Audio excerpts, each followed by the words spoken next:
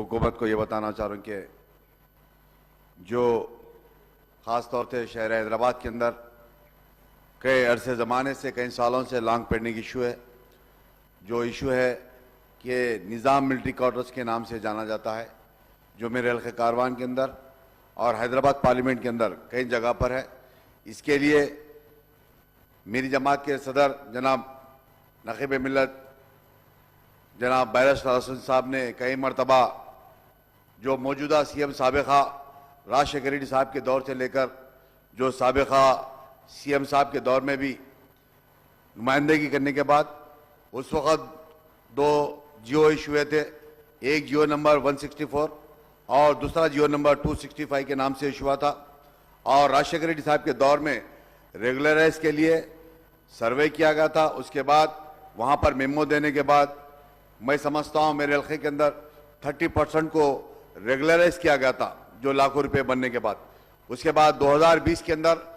جو سابقہ حکومت نے ایک جیو ریلیز کیا تھا جو جیو نمبر 118 کے نام سے جانا جاتا ہے، حیدرآباد کے اندر گریٹر حیدرآباد کے اندر جہاں پر بھی ڈیفنس کے جانب سے جو رکاوٹ پیدا ہوتی ہے اس کے لیے جیو نمبر 118 کو ریگولرائز کرنے کے لیے دیا گیا تھا۔ مگر یہ آج سے ایک سال پہلے میں کئی مرتبہ اور میری جماعت کے فلور لیڈر جناب اکبر الدین صاحب نے کئی مرتبہ موجودہ کلکٹر صاحب کو اور چیف سیکرٹری محترمہ کو بھی کئی مرتبہ نمائندگی کرنے کے بعد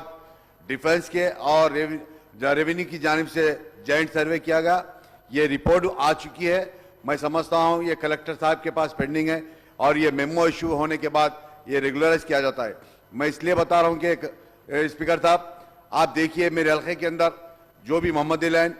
یا حکیم پیٹ یا لکھنؤ لکشمی نگر رام دیوڑا اس علاقے کے اندر جو سلم علاقے ہیں وہاں پر آرمی والے آ کر کئی چھوٹے چھوٹے مینٹیننس کا کام یا کچھ بھی کام کرتے ہیں تو آ کر رکاوٹ بنا کر رہے ہیں اور ان کے اوپر پولیس کیسز ہو رہے ہیں۔ میں آپ کے ذریعے حکومت کو یہ بتانا چاہ رہا ہوں کہ جیو نمبر 118 کو جلد سے جلد ریگولرائز کرنے کے لیے ضروری ہے۔ اور دوسرا ایک ایشو ہے اسپیکر صاحب، میں آپ کے ذریعے بتانا چاہ رہا ہوں کہ